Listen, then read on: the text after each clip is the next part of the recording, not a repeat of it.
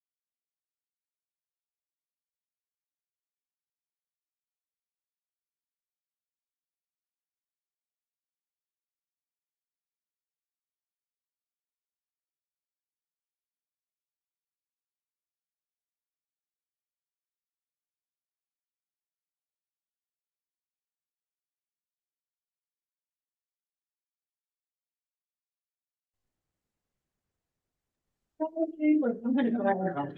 This is, yeah, because I am too little. I'm too little. I'm too. Recording in progress.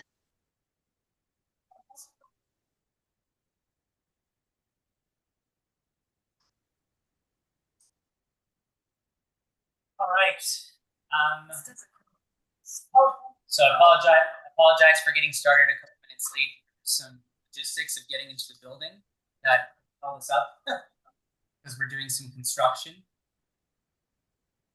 So let's get started. We do have a busy night. So the first thing, and I guess, hey, sorry, buddy, you good? Did you figure out how to get in the building? Right, here you go. We have another chair over here.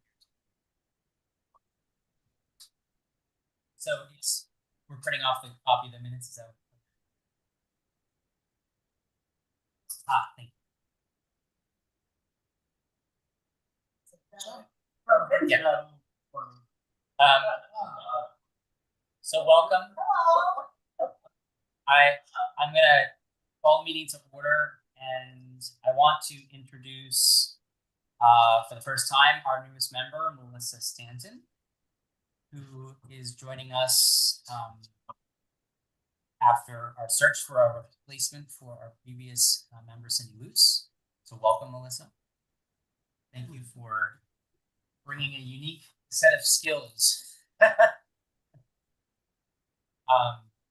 Did you want to just say a little bit about, I know I shared with the group, you wanted to introduce yourself.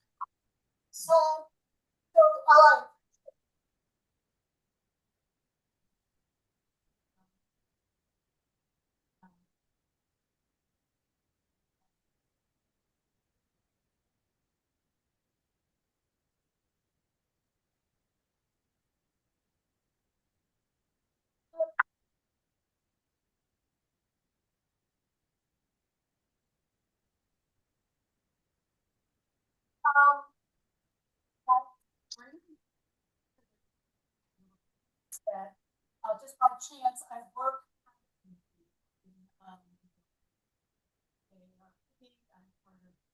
I'm an editor of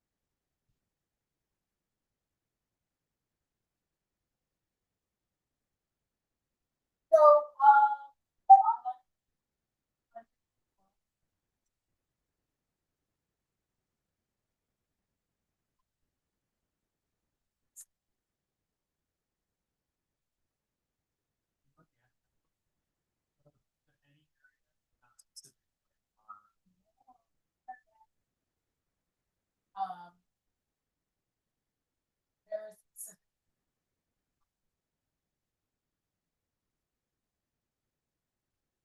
all around.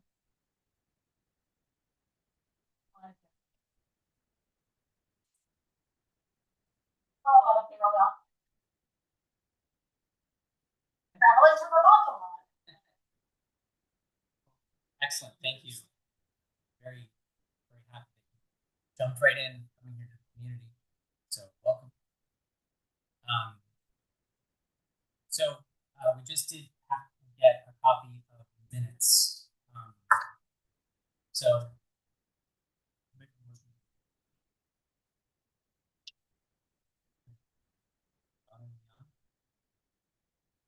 Discussion.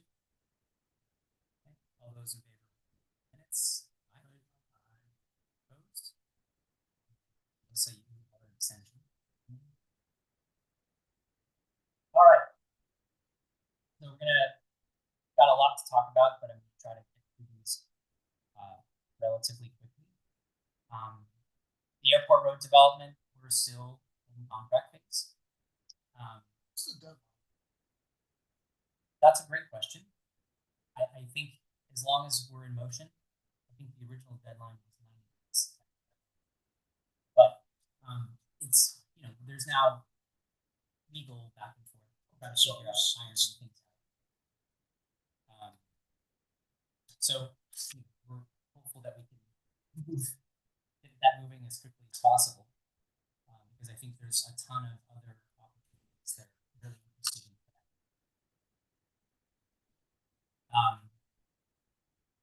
Next is the 802 Homes for All project. We did get an update that they have made significant progress on the feedback from that wonderful snowy day in February.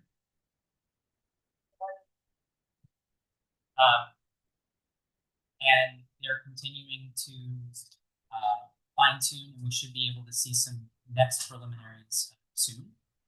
I did talk to Jeff Dude, who was kind of heading up the project. He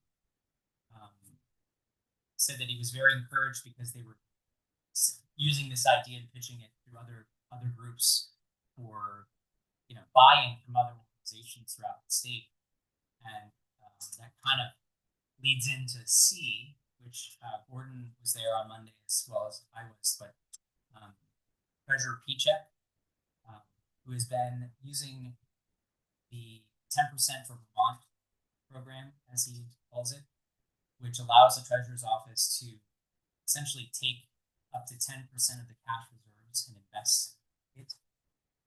And he's choosing to do it under by the guise of housing. And they've applied these to different projects throughout the state. Bennington County had yet to, there was certainly the investment in Ben High in Bennington, but this is a separate project from all of that. And what it boils down to is that they team up with local banks, because obviously people in Montpelier who are trying to determine if a project is investment, it's a lot easier to get someone who has boots on the ground, who has experience in the county to make those decisions. So they teamed up with the Bank of Bennington, and the treasurer's office is committing $2.5 million to Bennington County. And the program is essentially to encourage development by funding or providing loans accessible through the Bank of Bennington at a 3% interest rate for up to $200,000 per year. And Is that scale? So it's 200. they would have to get another. So that's a great question. I don't know. I assume not.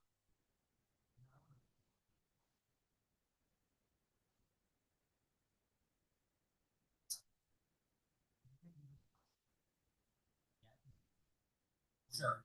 I don't know. I understand. I think the idea behind this was again to focus on small scale getting the capital infill housing, which led to a conversation. I was able to speak on behalf of us and the town, and immediately I think collectively got your phone, my phone, email about a bunch of people who felt it spark like something more is happening inside.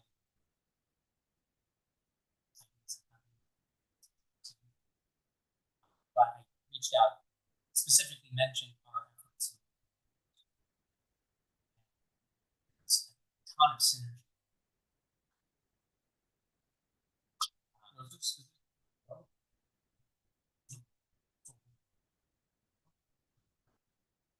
No, if you want to,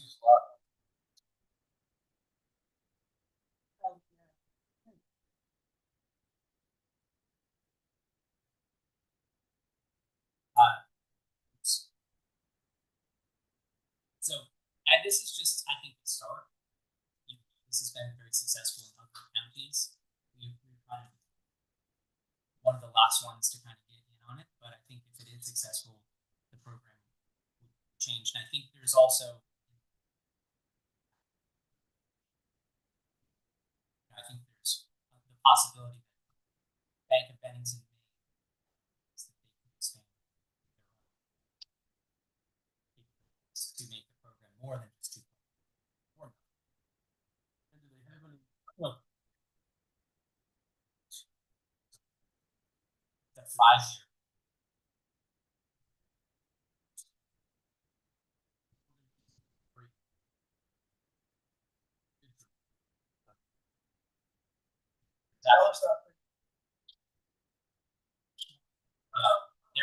There's no there for this program. There are no stipulations that it's specifically any income guidelines or. well, I'll just say that if could a developer, someone just want to come in and invest, could you come in and Yes. the only one? Yes, I think, but it would be up to the underwriting team. I know. Again, it just seems to me incentive for someone who wants to come in, helps. Sure. Rather than give you a break. Right. Like we were trying to do on the put something in there that if you do get this break, there are going to be some restrictions as far as what you can turn around and sell. So you can't turn around next year and just sell a place. One, it's not from. Well, Bank of the State. 3% loan, amortized over 20 years, but only for 5 years. So the amount you're saving is not. There's no $100,000. Cost of building is so high. Right. They're just trying to make it attractive. And just to back up one step, you have.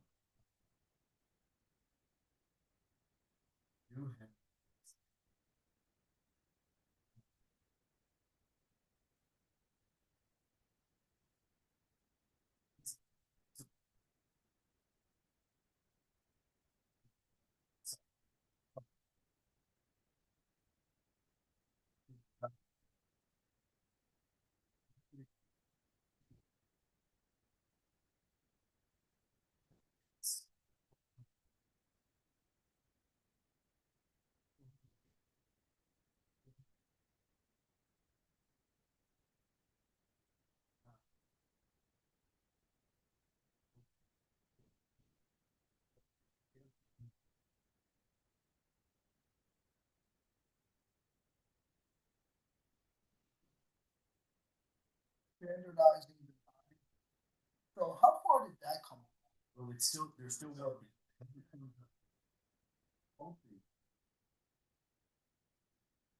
So like, they have 10 designs that they say to some module. We're gonna order a minimum of 10 of these, 20 of these. That's all still. And that's why I'm saying there's like they're working on these relationships with throughout the state programs, grant money. Which brings me, I'm sorry, just on the same subject, because we skipped quickly over B, which Tim Solberg gave a little bit, but on our minutes from the last meeting, it talks about the next housing, town plan housing workshop as potentially Thursday, April 9th. Is that happening? That's actually the housing workshop. So that actually is called. So this is that's part of the town. That's the housing. It's a different.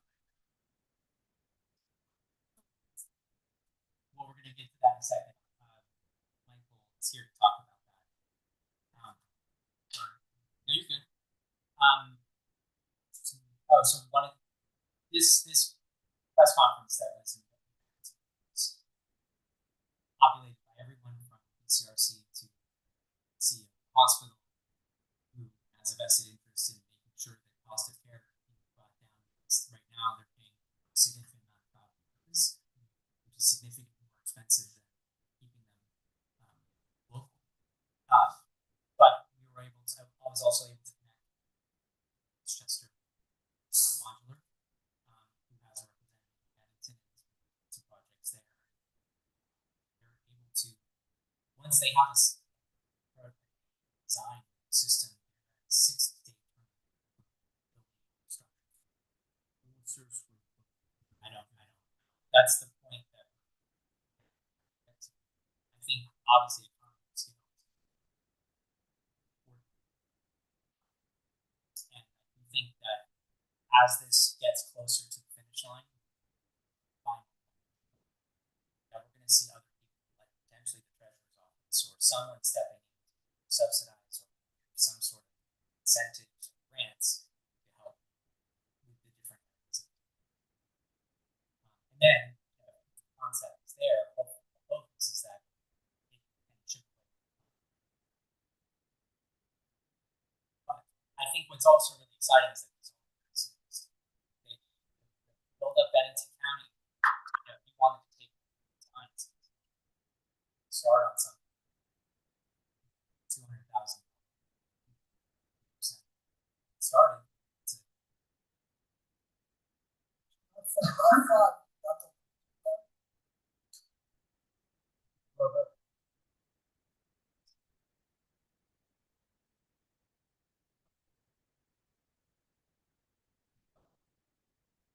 So they'll get you in for 5 years and then you can't afford that.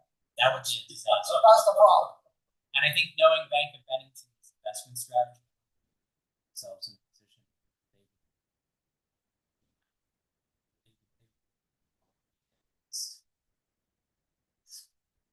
friendly and positive. Yeah. So.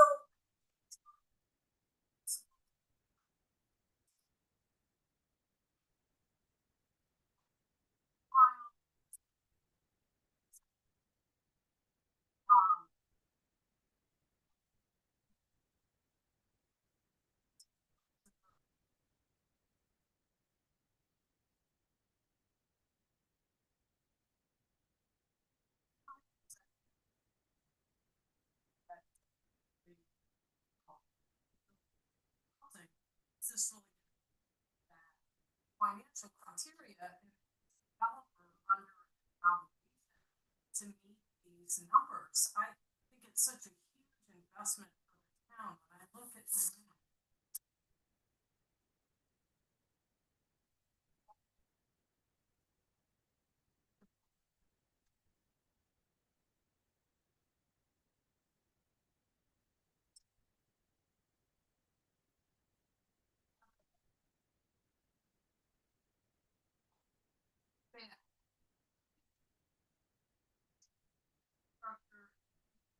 structure to one development, I'd be curious to know what happened to them. How did the town go into executive come out with one developer? So can I clarification? Are you talking about the airport property? Or are you, okay. Because it sounded like you were also talking about just in general. Like, so when I look at the income levels that people not doctor of the hospital or not sure. So let's back into the easier stuff first. The 802 Homes project, which is we're a pilot. We actually are expensing no money whatsoever in this endeavor. It's literally they're using us as a proving ground for the project. Do we know how much those units are going to cost? No, we don't. The hope is that with all the combined effort through different programs, grants, etc., that it will bring the cost down so that homes that may be unattainable for above workforce housing, in the workforce housing bracket, could be more positively in that range to make it affordable.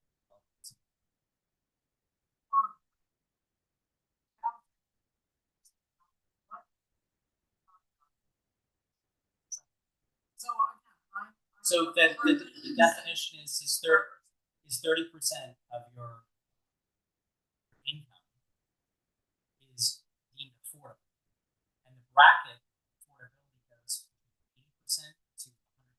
That's like the sweet spot.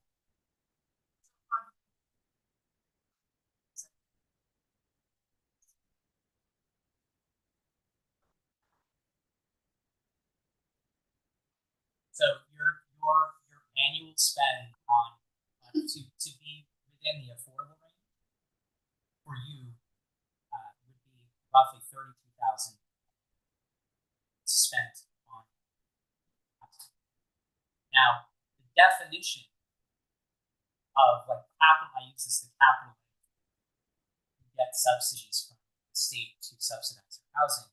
Those goes under different structures. You look at the median income, and then you look at 80%, 60%, 50%, 30%. So workforce housing, while there is a little bit out there into that section, it's also making around the average plus so that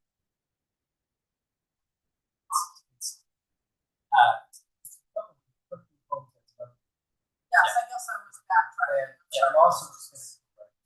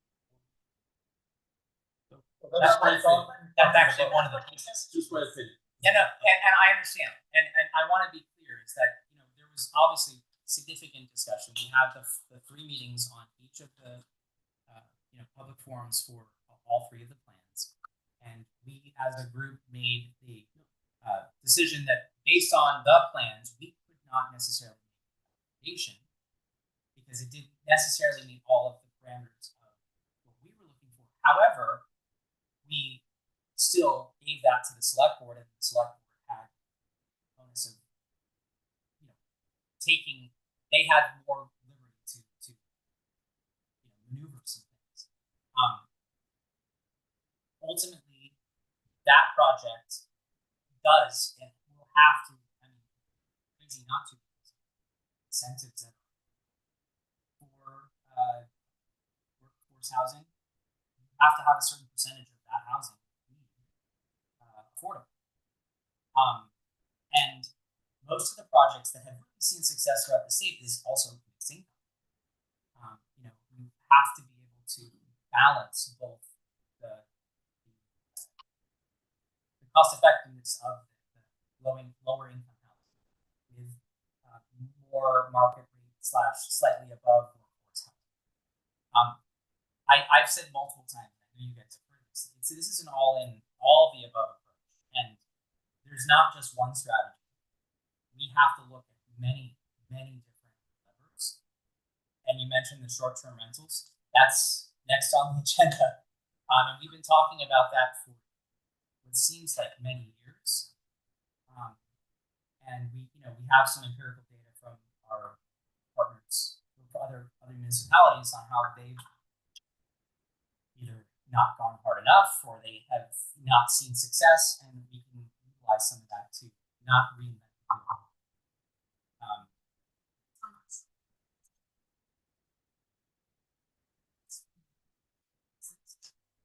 Yes.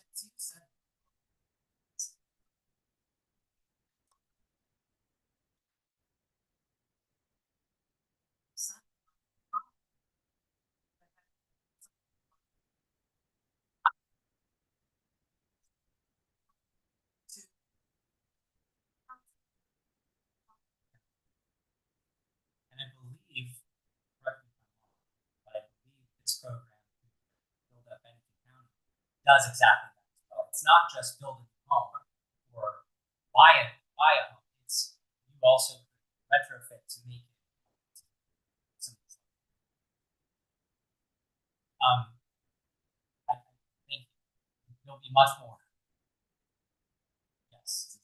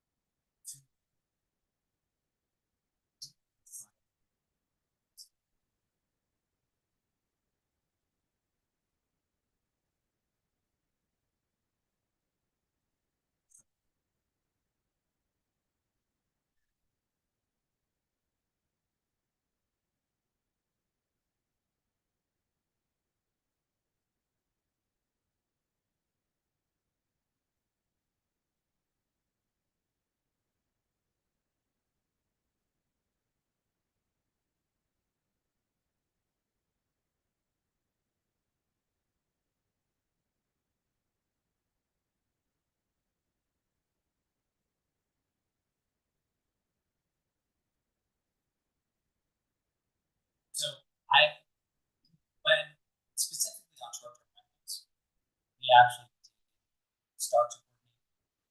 They already have some registration process and try to see. But other than that, I'm not aware of this all.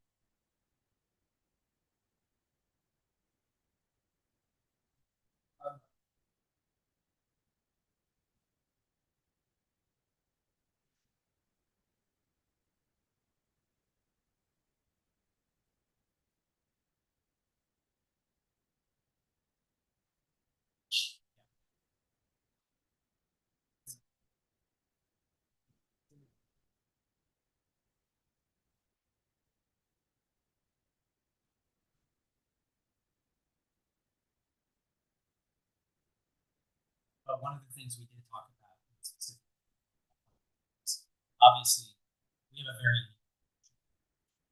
it's not, we're part of the same town, but we own we're property owners in the village. It's an interesting, when it comes down to also is that we talked sharing some resources, and they're putting efforts into, let's say, a short-term registry or something like that. How can we work together on those things? Because it's going to take manpower to actually organize those. We do, in fact. I'm still the assessor. Including any permit from anywhere has to come. See, so I know it.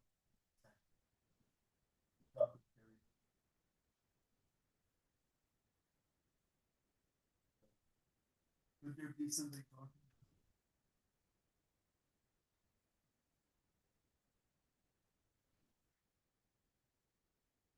Not sure where they would be. The village is really.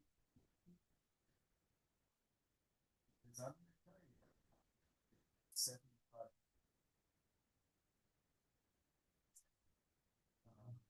That's a different. And zoning is different. They Their own zone. right, so they don't necessarily have the same, like, as we're moving to a statewide map, for instance, standardizing types of zoning structures. They have, like Merced does, village centers, which we're not capable of actually having. New. So there's a lot of differences too, which makes some of these things. So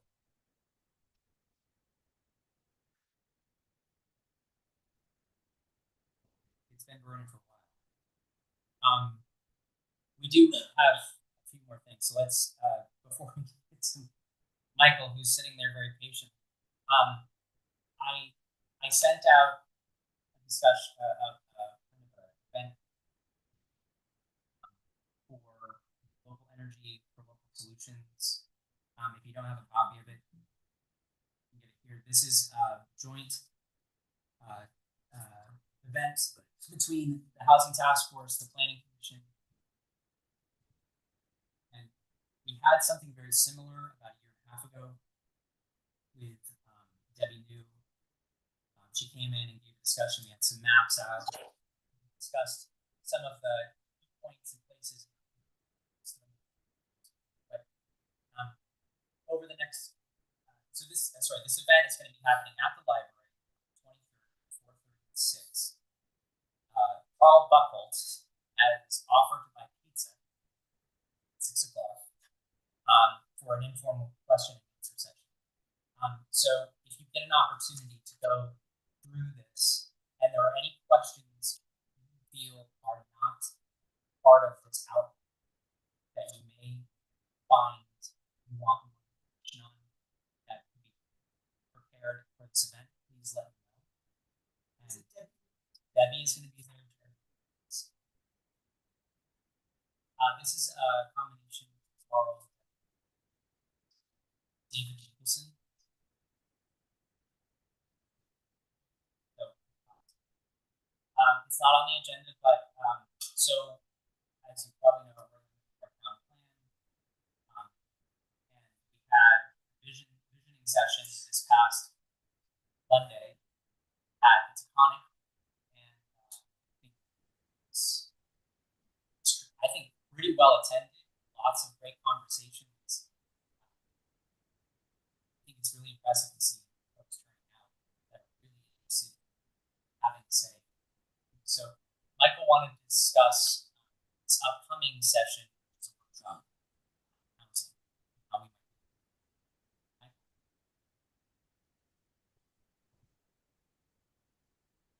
Good. Is it? I apologize. I think there's something with the microphone there that makes it such that the only person in the room who's even vaguely audible is Jonathan.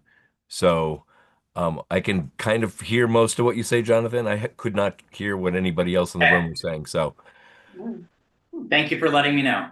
okay. So yes, thank you for fitting me in. I wanted to touch base with you if for two reasons. One, I wanted to see as the task force what sort of, if there's any initiatives that you guys are working on that you thought might be a good tie-in to the workshop that you would like to bring to bring to the event or have me include in the event somehow, or announcements or ideas or questions, I wanted to open that up to you. I'm perfectly willing to include any of that. If there's any coordination we would like to do for that. And second of all, part of what I'm hoping to do at this workshop for housing is to compile beforehand really an inventory of all the potential housing sites that have been looked at in and around Manchester over the years. And regardless of who owns them or how realistic it might be that they would be developed into housing, just to bring it to the table to start getting a feel from people what sites they would like to see housing on, and then carry them through a series of exercises where we begin to talk about, okay, well then, for each site, what might they be concerned about? What might their concerns be with any development there? What sort of, how big of a housing development might they be interested or willing to see there? To get the idea being when we come out at the end of the housing workshop, I'd like to have a pretty good idea of where people would be open to seeing housing developments happen and how big they are and what size and scale and what elements we would have to address in terms of community concerns, so that we have something to hang our hat on going forward with future development proposals to say, this is what the community has said they would like to see and what they're willing to, I think, the thresholds that they're willing to go up to. Because I feel that's an important conversation toward making anything actually happen. So with that idea, at some point I want to coordinate with you guys, maybe not on this Zoom call, Recording stopped. but Okay. perhaps not on this Zoom call, but as we can put together some of those potential housing sites to discuss. And maybe there's some that I should take off of my map. Maybe there's some that you would like to add, I don't know. But that's the gist of it. So I will leave it over to you, and hopefully I'll be able to hear you guys. Yeah, so speak loudly with your teacher voices. Could you hear me that time? Oh yeah, Okay. I have you guys turned up to 100 here. Sometimes it works only to level 11. Are there any thoughts about, I mean, obviously we have, this several different like arms in the fire with 802 Homes, or we have the airport road property, which obviously is already in the process of being moved along. But there have been projects that have come and gone, have been proposed. Like, how do we want to address that? I would suggest, Gordon, you put together a list at one point. Have you expanded on that? The list of, Oh, the Potential- potential sites, yeah, I still have all that. yeah, can you dig that out and maybe we can Sure. advance that, or, add on to that or whatever? Yeah, I think that would be key, because that's gonna be a huge We question never really finished that, I don't think, did we? at the time. And well, no, we finished it to the extent that, we don't own any of those properties, and everybody was spoken to, and some people just were not interested, and things are not for sale. But we were trying to find places that were accessible to water and sewer primarily. Is And is that the criteria, to just use water and sewer? It generally is. Now, Okay. Gordon, this question for you, I mean, because this is the town plan, this is just sort of, we just throw things at it, and what people like, then it's, they write it in and it sticks and it's worked on in the future. But can we offer a thing, can the town offer a exemption if you're building a sub $350,000 home on a sewer line? Can we make that home exempt from hookup fees? Well, I've proposed that, but I'm not in charge of that. Yeah, but we could put that in the town plan. And that then- could be then- part, that Yeah. Because to me, that's an easy incentive. Yes, It's not money out of our pocket. right. But there's a sewer board, there's a water board, and they've got some other ideas, but I think it's definitely worth pursuing Okay. and recommending. And I would suggest going back, I can go back into all the minutes over the course of the past year. What's ever in our minutes, sometimes we overlook it. And I could do that and go through that and see if we've discussed any particular sites or, And also make sure that those Anything. people are aware that we're having this workshop. yeah. One thing I was thinking, because we had a conversation earlier today about the potential extension of the water line, which I don't think some of you might not know this, but their Green Mountain Veterinary Hospital is working on a potential expansion. And as part of that, they would be covering in a part of it, they would be covering an extension of the sewer line from where it currently is Yeah. to basically the Branch Farms. East Branch Farms, which We is gonna Joanne's. we get sewer? And then there's a contingent discussion about, the benefit of us as a municipality then expanding it to the other side of East Branch Farms so that that project could continue to grow where it already is, because right now it's on its own special septic system, which limits its capacity. So I think us talking and bringing all of those different potential expansions, I think is also going to be a valuable piece for folks to understand. Oh, I didn't even, this one's even more valuable to us now because it may in the next couple of years be connected to sewer. Well, that and the tree property itself is a Exactly. future neighborhood. That's Yeah. one of the Right. properties that I have on my list. The treat. That's on our list too, yeah. Yeah. Now, are you talking just, larger properties with larger developments, or are you talking about properties within the town that might not have water and sewer, but you could have a septic system and a well, or are you just talking about the water and sewer end of it? I'm mostly looking, or if the question was directed at me, Yes. I was mostly looking at properties within pretty much the water and sewer area and what will, I assume, be the Tier 1B Act 250 exclusion area. Those were the areas I was mostly interested in. And they range in size, like the Treat property where the veterinarian's office is probably one of the larger ones. But they go down to as little as 2 or 3 acres in size. So you're Or not, different- you're not trying to increase housing out of town, you're just trying to increase housing in town, is that a correct statement?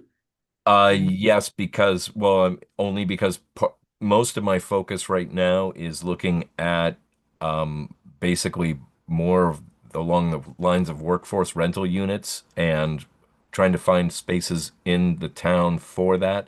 I feel that that's kind of a key component of this. There are obviously opportunities to do, multifamily housing outside of the core, but in the central core that's already developed right now, we'd have a better chance at grants and density with water and sewer and the Act 250 exclusion. And I don't know that it's on our list originally, but obviously I would be shocked if In at Willow Pond did not come up as why hasn't that been developed? Right.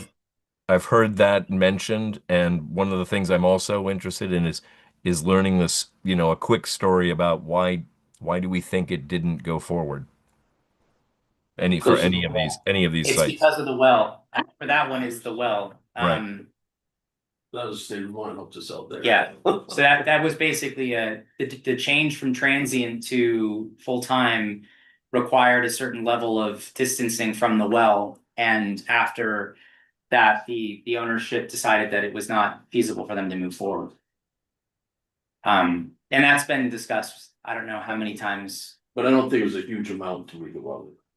No, In this big scheme of a housing development, that would seem like a relatively small line item.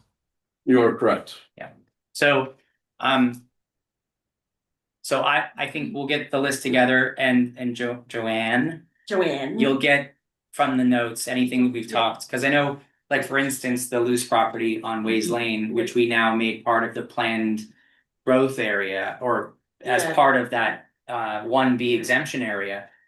That's plausible because it's also within 150 feet of our sewer line. Yeah. Okay. And I think that it may actually be important to actually talk to. I know we're only talking about the town, but this may be one of the places where the village. I know this is the Manchester town plan, but this may be because there is septic system, sewage system in the village. Right? Whether or not that would be feasible enough to make sure some folks from the village are in attendance at least. Because even though, this plan is for the town of Manchester proper. We in discussing that, like, for instance, in the zoning discussions, we weren't discussing villages zoning, we were talking about the town of Manchester's. So, Now, are ADUs part of this? Do we need to come up with a list of potential homeowners that wanna put ADUs in? Can you hear me?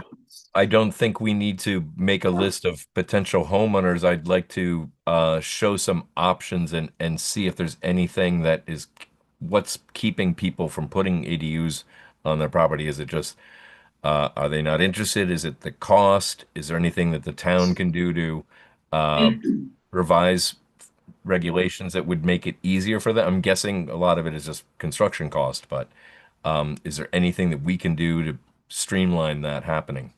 I do also think there's an education factor And aren't there grants available for people to? I don't know if those grants still exist. They don't, not anymore. They did, but They I did, think, not anymore. yeah. We know, and we, The vehicle. if we're talking about a project, you wanna have mixed, lower cost houses and higher cost houses on the project for the project. With the current zoning, our town changed the zone a few years back. They went from 10 acre to 5 acre and 5 acre to 2 acre for a lot. And I think those areas, if they went back to where the zoning was before, people could conceivably subdivide a lot and put 2 houses on a lot instead of just 1 house on a lot. But my concern there is that I don't know, I don't know enough about this, what's Act 181. They're trying to put through, and I think that's actually gonna hurt, and this is just my opinion. It's gonna hurt the development in outside of town, because where you could at one point in time go to the town, get a building permit to put a house on it. Now that piece of property, I think, it's my understanding, is gonna fall under the new Act 250 rule, which is gonna cost the homeowner, developer, whoever's gonna build a house $15,000, $20,000, $30,000 more for the Act 250 permits plus the time to get the permit. And that's just a concern I have. I might be wrong. Just what I've heard, what I'm thinking. If you had the places in town where you had water and sewer, if you could build a real affordable houses there, and the people that don't want to, that can afford a $500,000 house or whatever, not the $275,000 or $300,000 house, they could go out in the areas where they could afford to buy a 2 acre lot and put a house on it. I'm just, that's just my thinking. I might be wrong, but it's. Correct me if I'm wrong, because I know you came to the table where I was sitting and we were looking at tier 3, because that's like the question, the big question of, there's tier 1, A and B, there's tier 2, which is Act 250, regular Act 250 as we know it today. And then there's tier 3, which is enhanced. And based on the maps that Michael provided from the state, really the areas for the tier 3 are super focused on wetland areas, specifically around 7, US 7. So on either side of 7 up to Richville, from basically the end of the airport property down to South Hill. That's one section. And then the other section is where Tollgate and like 11 and 30 kind of combined. Those are the only places that would be under the current plan to be enhanced more difficult because it would have to meet other more stringent guidelines for your distance from wetlands or environmental places to save. But if you wanted to build right now in any of our forestry, I forget the term, is it FC? Forest conservation. Forest conservation, conservation, or or- somewhere around that area towards the outside. Most of it is not gonna be much different at all. It's just the Act 250, they would be deemed That's- tier 2. I understood it differently, but if that's the Yeah. case, that sounds bad, but it seemed to me, because I know I had to, be on a meeting in Wyndham, different town, Yeah, but they were having a mess, because half the Yeah. town. yeah, it's different for a lot of communities. It sounds likely it's gonna get It's gonna- delayed for yeah. at least a year, and it'll probably get fine too. Oh, okay, So, good enough. but that's, my guess, I can't. we'll bring some maps. But no, it's just something to think about, and again, when Yeah. it comes to the planning commission, when they decide what they're gonna do, maybe or not with changes of the zoning. It seems to me if it was easier to, instead of having a 5 acre spot that you put 2 houses on. Now you can only put 1 house on it, so if you had a spot, and I think would open up places for. The more expensive houses and keep the more affordable houses in an area. I think we also looked at talking about one-time exemptions too, to. Like for instance, if you had a property that has changed because of zoning changes. Suddenly you're not able to do the same thing you were able to do when you first purchased the property. That there could be a one-time exemption that says, okay, we're going to honor X. Mhm. To allow you to do like a subdivision, Yeah. like if you bought, a property that's been handed down from generation to generation. And it was always that was gonna be what was gonna happen, and eventually all the grandkids were gonna get a piece of that. And then suddenly the zoning changes and says, you can't do that anymore because you have to make them 10 acre lots instead of 2.5 acre lots or whatever it is. That we could make some sort of mechanism to keep that Their grandfather did. grandfathered in, Yeah. yeah. So, yeah, Yeah, and by the way, VHIP does still exist, and VHIP is still offering, it's now called 2.0. They've learned from the 5 years of doing it, they still are offering up to $50,000 grant on a brand new ADU or whatever, so. So we should publicize that for we need to get some people. resources available as I'm looking at the resource editor here. Publicize that. So- But there are restrictions on that. There's They- full they've restrictions. played- Yes. the Right. tenant's been there Yeah, and all yeah, that. Well, no, they actually allow you to They do choose your what? tenant, but it has to be a certain level of income. I mean, Yeah, there's, okay. it's all online, you can learn all about it if you wanna go in depth into that. Yeah. So, Michael, we'll pull some stuff together. And I think you and I can meet beforehand in the Yeah, next that- week or so. that would and be kind of great. pull out- And But I'd thank be you. happy to put together a letter, if you will, to all the properties that I'm considering using as sort of guinea pig demonstration ideas or discussion ideas. And maybe if you think it's appropriate, we could send a letter to each of those property owners just to let them know that we're having this workshop and that one of the things we might be doing is discussing what might work on their property or not. Yeah. I think that might be the right approach, just to give them a heads up.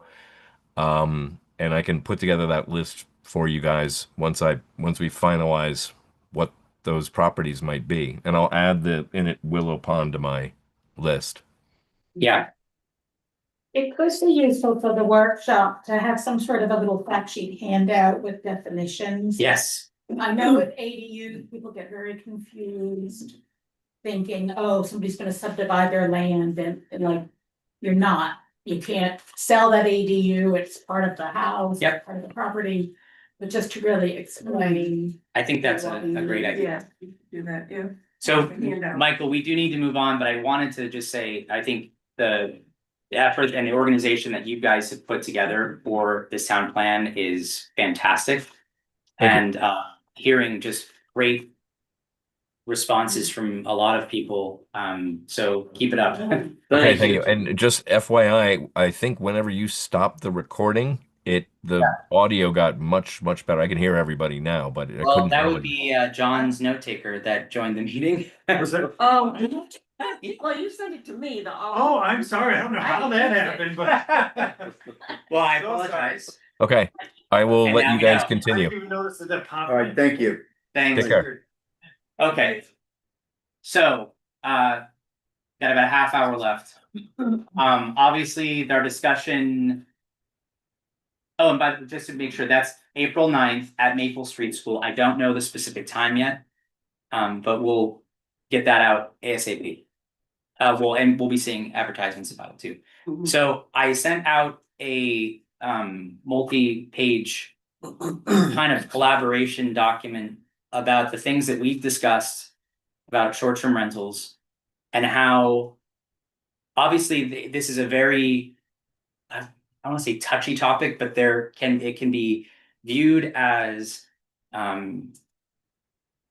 anti-tourism, investment in our community, and I think I hear you. But I think what we need to do is take this piece by piece, like we discussed towards the end. You know, if we don't think the data that's coming that we have available is accurate, if we don't, then how can we gather that data ourselves? And I think we all came to somewhat of a conclusion that a registration process with a year of understanding what we're actually working with, while still achieving some of our goals, like requiring contact information for safety reasons, right? Making sure that they have fire extinguishers and they have contact information for police, fire and rescue, and we have ways to potentially contact if there's noise issues or anything like that, so that we're able to better. We're not just waiting a year to do anything. We're trying to make the quality of life for people who live here in town better by collaborating all of this information. And then from there, we can look at where we need to take it. So what I did was I took some of the other communities in our state, which are high profile, whether it's Stowe, Woodstock. I did put Ludlow in one of the comparisons. There wasn't as much data on Ludlow, but obviously our closest neighbors, Londonderry and Winhall, we're very close to all of them, and they have similar. Obviously, we're all sharing the mountains, the ski areas. I think what is interesting to note is that some of these communities, like Winhall, is essentially Stratton, right? I did not put Peru in here because it's such a small community, but they have an actual very high percentage of short-term rentals. But Manchester, unlike Stowe, we don't have a ski area in Manchester. We have one in a neighboring community. Stowe is in Stowe, right? So there are some nuances to take into account there. But I really believe that if we are able to look at this as a balance, right? We're not saying no. We're not saying cap. We're not saying you can't. We just need to, for our own purposes, find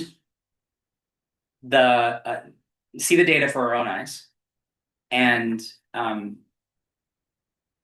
make progress, because what I've seen and what I've read, and I went very deep into a lot of the articles on both sides, both more progressive and more conservative newspapers throughout the state, and it's a genuine thing which they're talking about. For instance, in Stowe, where their first initial approach didn't move the needle, but they are now looking at ways that they have to make it more strict to bring it down. And I was going to show a chart here. I don't have to show it on the full screen, but essentially,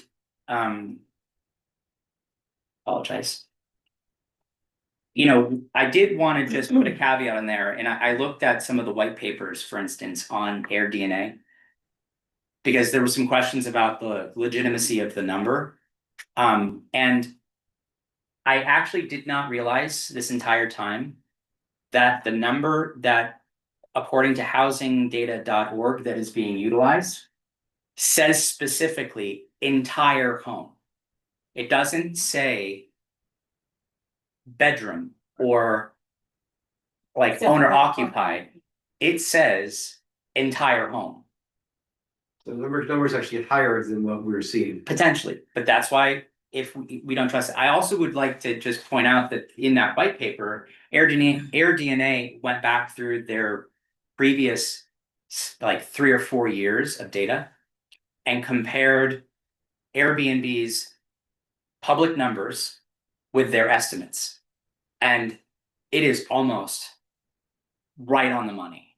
They're within a, if it's 18.7 million, they're at 18.6. So we're within the boundaries.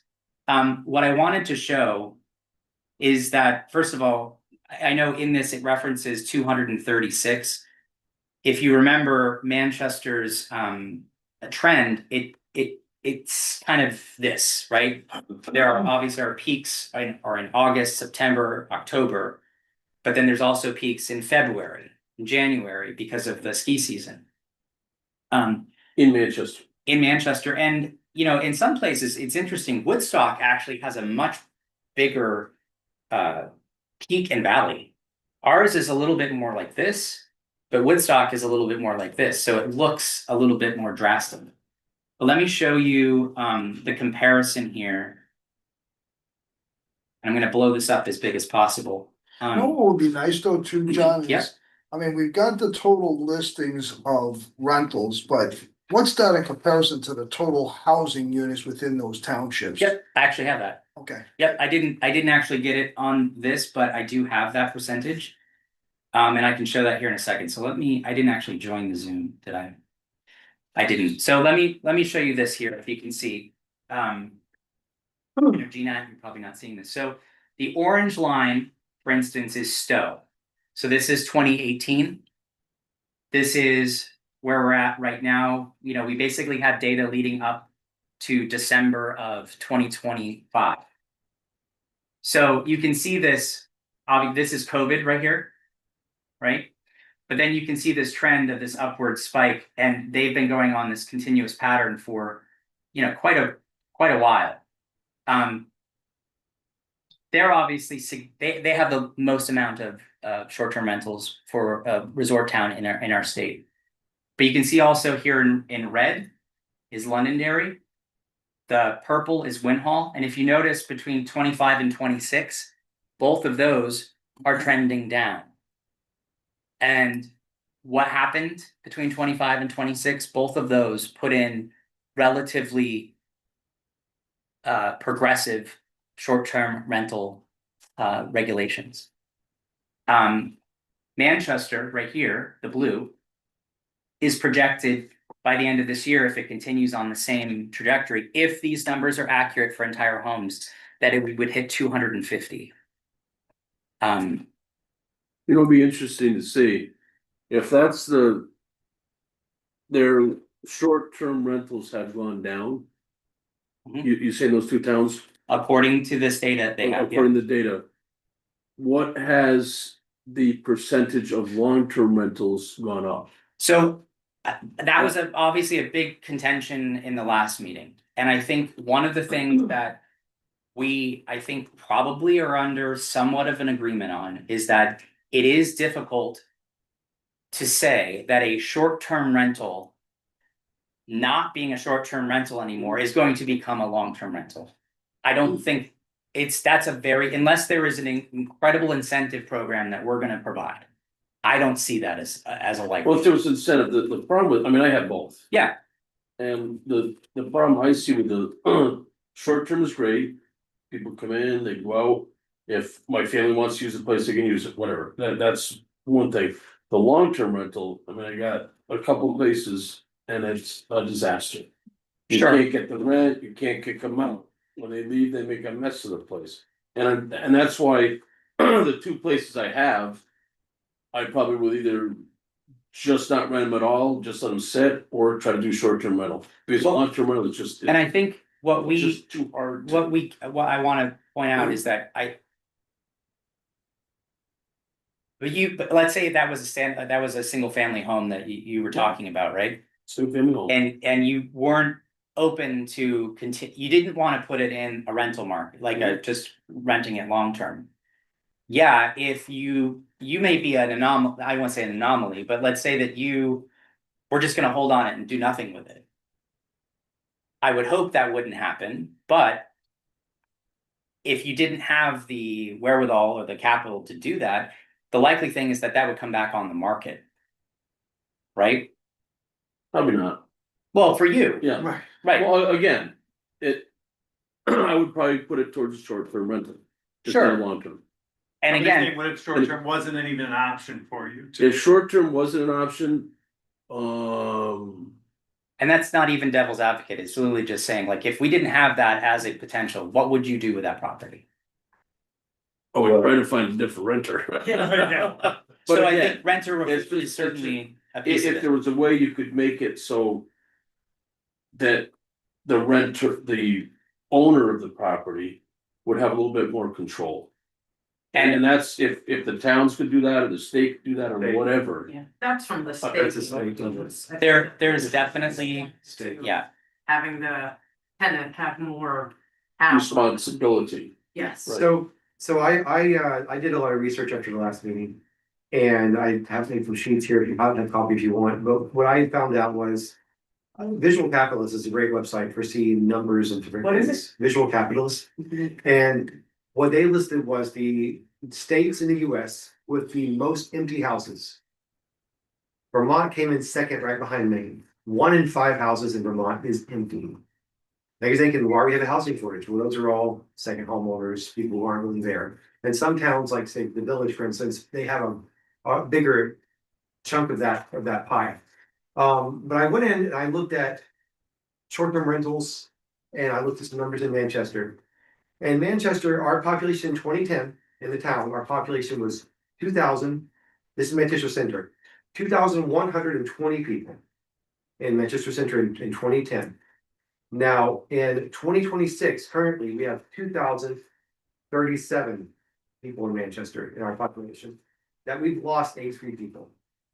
But in that same time, we built 30 new homes between 2010 and 2026. We built more homes, but we have less people. Now, Residents, you're saying, Full-time. Yeah. full-time residents. right, full-time residents. Now, when we build more homes, we have.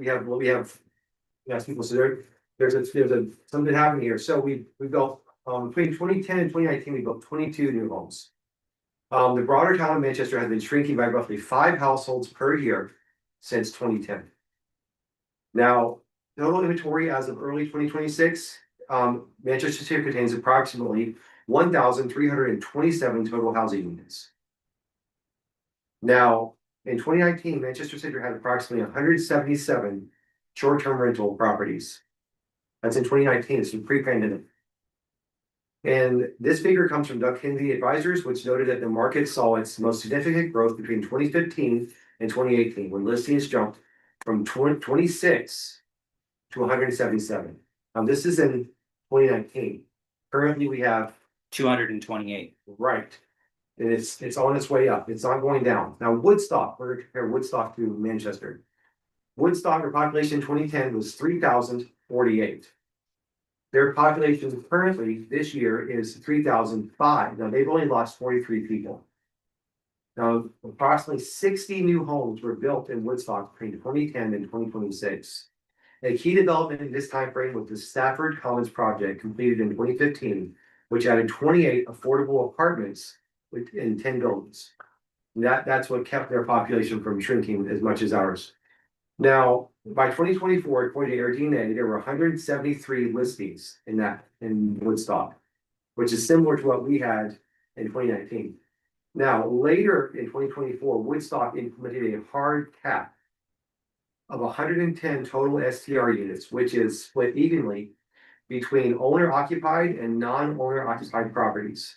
55 owner occupied and 55 non-owner occupied. to manage the impact on housing. So that's what they've done.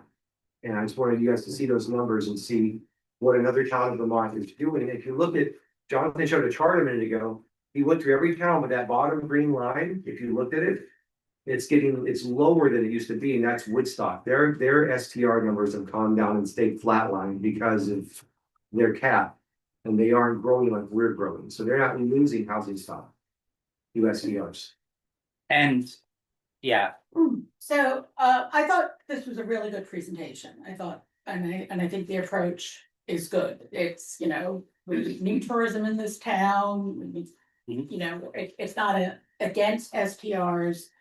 I want to say a few things because I just came from where I live. I had an Airbnb in my home. I had to have it licensed. So I was very surprised to hear that you guys don't have any license. But the state does.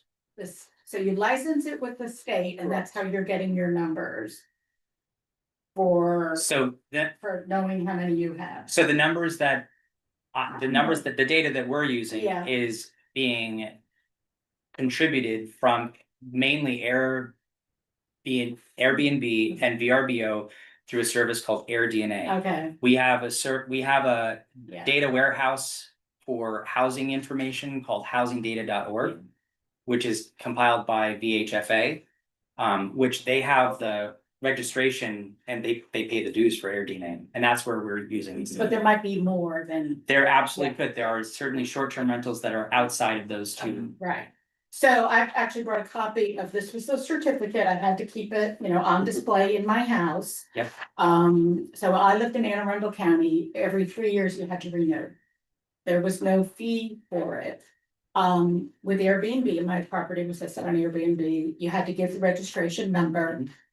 They paid the occupancy tax directly to the county. But what happens? Which is done here, That's so right there. it's through the state, yeah. So if somebody has a short-term rental, there's an occupancy tax that goes from the state, Correct. Doesn't come back to doesn't back here. Yes, it does. 1%, the The 1%, local option comes So- down. Percent of it. 75% of the 1% comes back to us. Now, There was a form that as an owner, I had to like Yep. submit every month. What was also interesting about it is, and there were restrictions, you know, how many you could have, how many days. In Anne Arundel County, you couldn't rent it for more than 120 consecutive days. And you know, you could have different guests, but somebody couldn't stay there for 9 months Mhm. straight through. So I mean, I have these, I could send it around. You couldn't have more than 2 dwelling units. Let's see, what else did they have? That's a good one. There's people in town who have 3 and 4, A so. host may not register more than 2 dwelling units as a short-term residential rental. It did have, you had to have a contact number. And then I also have your Annapolis, which is having a huge problem. Because Annapolis is kind of like Manchester, it's a tourist, you know, destination. They charge for their short-term rental license, they charge $400 a year.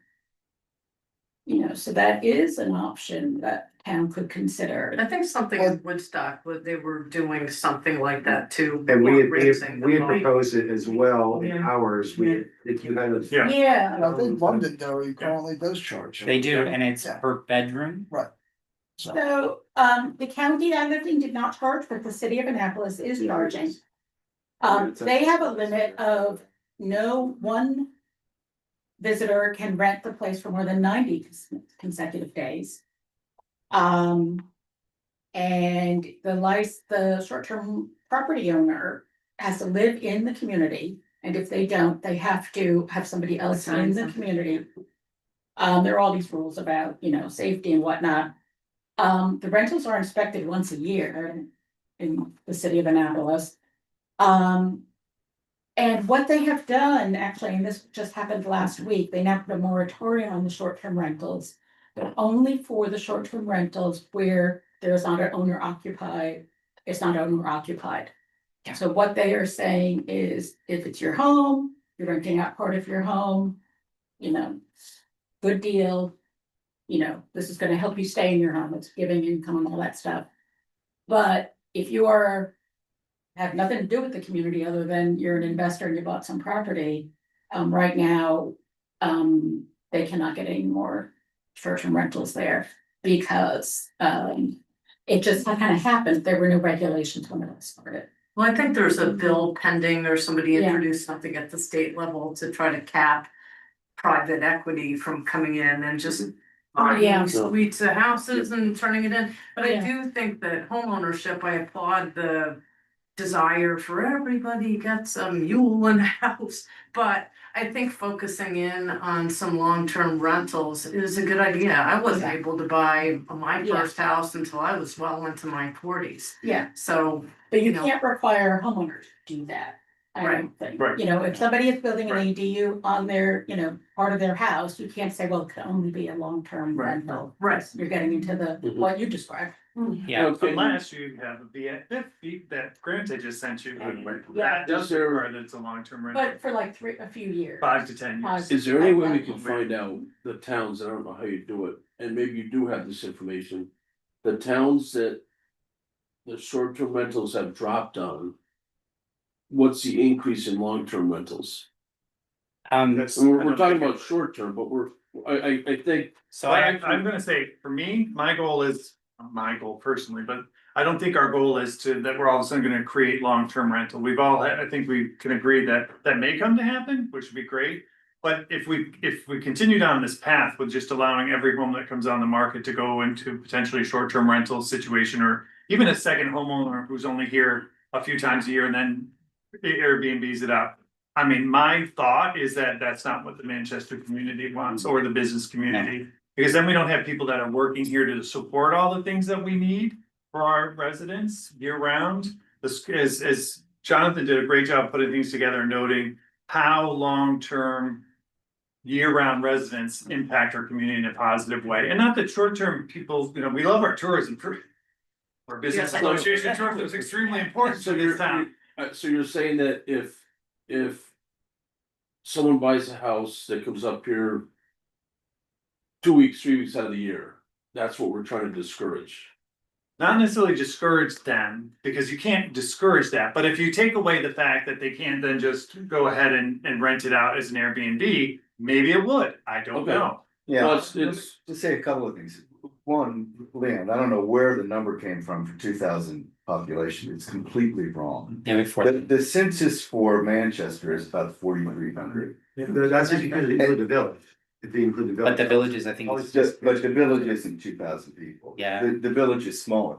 When everybody is in town, it's more like 6,500, Yeah. 7,000. With the tourists, it could be 10,000.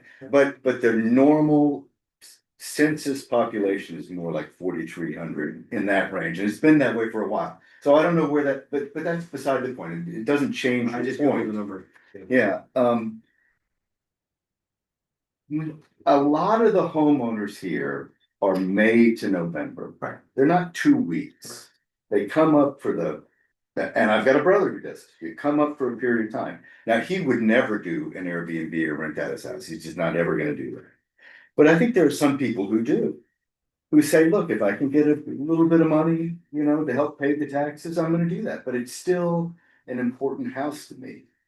I think that's different. I don't know. I mean, you could, that's not gonna make the house available for rent or for sale if you say they can't do that. Right, but I think, Gordon, But I'm a not saying regis- we're gonna do that going, I'm saying that if we continue doing that, what does this community become? Just a summer destination for year-round residents, and you don't have. I just feel like eventually, we're not, again, discouraging people to do that, we're just saying, I think as a housing task force, that we just need to. Take a moment and reassess where we're going. And not allow people to come up and just continue, put whatever house is on the market today, just to buy it, to put it either full-time Airbnb or even partially around the year Airbnb. I wanna add to Or what short-term what rental. John's saying, cause if we cut the number of Airbnbs or short-term rentals in half in this town. I'm not wanting And- to cut it in half. Hypothetically, That's not- say we cut it in half, the number there's only half of what we have now. It's on 10 of those, just 10 of those become long-term rentals. Well, as a housing task force, we just freed up 10 houses for short-term, for people to live long-term. That's what we're here for. We're here to make houses people live long-term. So we have to, any way we can, we have to come up with ideas to make long-term housing or create long-term housing. This is something other towns in Vermont are doing. And I'm sure if I called Woodstock and say, hey, after you implemented the 110 cap, how many of those that you had? That's what I'd like to know. That was If we can get that, 173. I'd How like much to of know those? that How much of those- information. yeah, how many have changed, Those 63 homes that weren't allowed for somebody to be on there, how much of those 63 homes became long-term? So, I can check.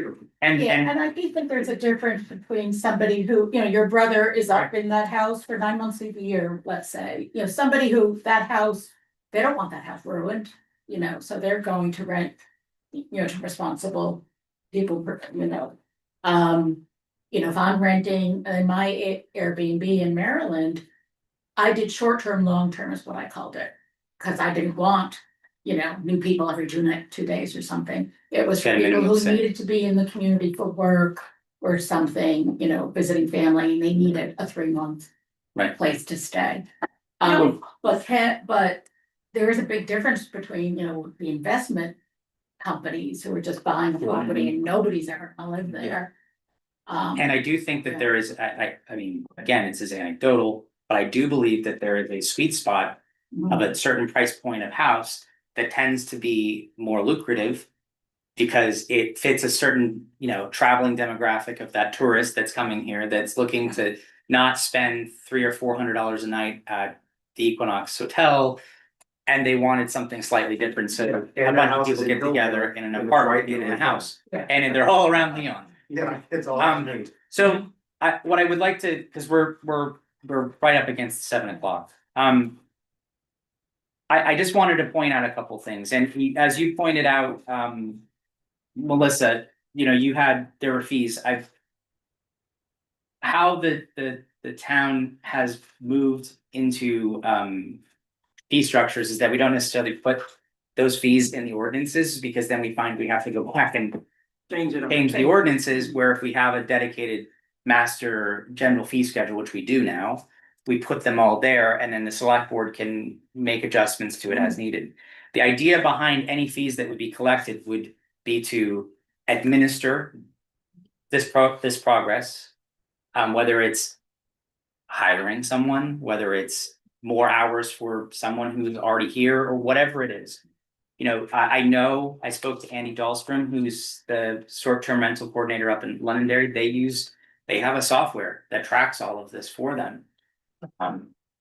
So I know that there is stuff to be involved in this. I think the baseline for me in all of this is that we can talk until we're blue in the face of whether it's good or bad to restrict them. And there could be arguments on both sides. Until we know that, okay, we put out a registration and we get 200, let's say in a perfect world, all 236 that are on this website register. We're going to, based on the data that we collect, we're gonna know, are they, how many days of the week are you, or how many days of the year are you occupying it at 9 months? And then, we're putting it on for, like you said, that's different than, I don't even live in the same state, period. And I also have 6 of those properties in the town of Manchester, right? As part of this, though, I think to quell some of the quality of life issues that, neighborhoods like Hillvale have, making sure that we outline the requirements that we want to have in place in order to register, things like the contact person that has to be within a certain radius. And we're not even saying, I know we talked in the last meeting about, well, you can only have one plus another, right? We're not even going there yet. We just need to know what we have and the makeup of that data.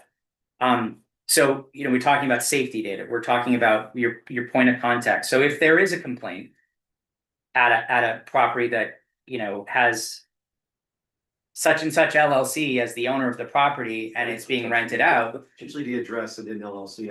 right? So what, you know, But, you know, I gotta tell you, there's not as many of those as you think. There's a few. There are a few, but there's not these hundreds that you're imagining. I mean, I look, that's what I do. well, we only have Every- 236 at this. Yeah, what, I don't know that that's true, because a lot of those are in the village and we don't control the village. Right, but we'll find, that's the point, Gordon, we'll find No, no, out. no, I'm in favor of Yeah. registration, I'm in favor of, but at some point, you gotta remember, there's gotta be some way to enforce that. Well, Which yeah. means you've gotta be able to generate enough money to pay for a position to do that. And I think that if we move forward with something like this and make a recommendation that this is something that we want, phase one, that's why it's broken out into phases, right? Phase one is data collection discovery. Phase two is, what did we get? And I think once we get what we get, we'll then be able to go to Londonderry, who, you know, Andy is a part-time person. He works 20 hours a week in Londonderry doing the work for the short-term rental program. Okay, this is a regionalization, let's combine efforts and see how we could potentially do that. And the hope would be that the fee structure would be able to cover potentially the software license and the person. Now, you know, looking at Londonderry, there's also fees for people that once you get to the phase of actually implementing, let's say that there's a noise issue. I know we have noise ordinance questions all the time, but for instance, you know, if you don't register and you don't go through all this process, there's a first offense of $125 a day, a second offense at $250 a day, and a third offense at $500 a day, and $650 if you hit it 4 times per day, and you don't get to have an STR registration for 12 months. Now, obviously, that takes a lot of admin to do that. We're not necessarily looking at that right now. I think if we get to the point where we're not getting registrations, then we could certainly approach that. But if we can start moving together in balance, looking at, let's get the safety information covered as an incentive for the town to get this done. Hopefully quell some of the noise complaints, the issues with, you know, rowdy tenants or whatever it is. And then come back in, you know, we meet hopefully every month, right? And we can look at this data and say, we've got, just put that 236 in the back of your head and say, okay, we don't know if that number is, like, what percentage of that's in the village or not. I do believe that there is actually a level in which we could get that data further. I looked into AirDNA a little bit more, and there is a license that could more pinpoint the areas that the homes are at. I couldn't get there without paying a lot of money. What'd be for it. nice too, is if there's a way, you're talking about noise complaints and this and that, whatever. If there's a way we could get information on that, is it one noise complaint or is the whole town getting noise complaints? Well, I don't I know. talked to the chief about it, and he's in favor of a registration and having a local contact. Right. That's Oh, yeah, that's always a problem, so Yeah. it's not always a problem, but it has been a problem. in the past. Well, So that makes total sense. And by the way, Okay, so it's 7 o'clock, what do you wanna do Yeah. going forward? yeah. I mean, you All know, we can do is recommend. Yeah. I mean, it would be nice to also consider, as we're considering the short term, you know, things like what Gordon and Tim bring up is what can we do to help with the long-term There you go. solution? And my mind is really, it's the background checks to the extent that the town, you know, we're holding people's feet to the fire on the short term, but shouldn't we also be thinking, what can we do to promote? Because maybe Gordon's brother would wanna rent to say a long term on the times that it big, but especially if the town was in a position to say, you know what, we got some qualified tenants. So I that was would do one. that, cause I've got them myself and I gotta deal with that. So that's actually one of the things that I was gonna bring up, and we obviously don't have enough time. In the last week, have fielded, I wanna say it's 12 different calls / texts / reach out on Facebook looking for long-term rentals in Manchester. 12 in a week. It's a lot of people, but are they good? Yeah. I mean, that's the But- point. Sure, but I think the longer discussion, which obviously we don't have time for tonight, nor will we probably have this year, is how do we advocate to make it accessible or level as much as possible so that when things do happen, I think honestly, we're pigeonholed in such a manner that we can't get folks that are delinquent or problematic out because they actually have no place to go. You know what would make a difference for if. Listen, I used to practice law. I told every single person who came in and said they wanted to rent a house. Or I said, don't do it. It's a disaster. However, Now, the have people- exception to that is if you rent to a company. And they place their employee there. Yes, exactly. That we should Then they're encourage responsible. a lot. That's what I'm talking about. If we can focus on the long, the short term, we get it. I mean, I think Yeah. it's pretty straightforward, but I think the goal really needs to be, short term doesn't necessarily convert to housing. I'm sorry, in my mind, it doesn't convert to But- housing, but long term does. But I want to say this. Maybe I'll get the last word. I don't disagree with you. However, if it is more difficult to become a short term, we may deter those folks who are looking to do a third, fourth, fifth. I'm not saying there are, but we won't know until we get the data. I feel like we're at the point now where we're having to backtrack, and we might not gain that ground as quickly as we might have if we had acted sooner. But from a business standpoint too, you're talking about short-term rentals. If you have a house that a person comes up a month out of the year, say. Mhm. And he wants to short-term rental it for the rest of the year. Every time a short-term rental person comes into that house, they're spending money in the town of Manchester. 100%. Yes. Also, they're not, So that's I think what I'm saying, short-term rentals are valuable for our Yeah. community, for Right. tourism, it's just a balance, as we keep talking. No, I understand. A good balance is all we need, by the way, I'm gonna say my last thing and then you can close it, which is both Woodstock and Stowe charge fees. Oh, yeah, we Woodstock's have to charge it. Crazy. Yeah, we got it. Like Great, for- they're like, for short-term for rental, like- register. Yes. How much is it? So Woodstock is $500 for a resident, like you were saying, and then a non-resident is $1,000 a Okay. year. And then they charge an additional amount, if it's a 2 to 4 occupants, they add another $250, so it's $750 for a, and then it keeps going up from there. An idea is to charge non-residents. That would be that's. So- So So what I'm gonna suggest here, On TV or. what I'm gonna suggest is that this, if you have suggestions on how to tweak this proposal, this is more internal, but I think if we could shore it up and make it even more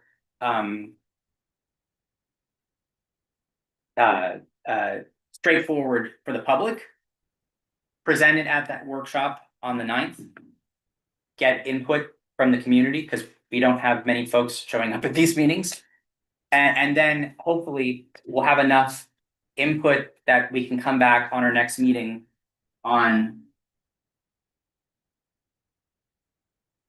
the 16th, sorry, and potentially make this as part of a. I mean, it'd be nice So if you have the Bank of Bennington's ear. Just, I am kind of curious to know on the mortgage side of things. Yeah. Does that impact or restrict their lending to homes that people might use it short term and then rent it? There should be, It I does. agree, there should, if they're gonna give you a deal. There should be some restriction on Well, I mean, I'd be curious to hear if I you think got. there is, yeah, I'll talk to Jim Yeah. about it. All right, shall we adjourn? Motion to adjourn. Motion to Yeah. adjourn. it. All in favor, aye. Thank you, everyone. So April 9th is the housing, and it's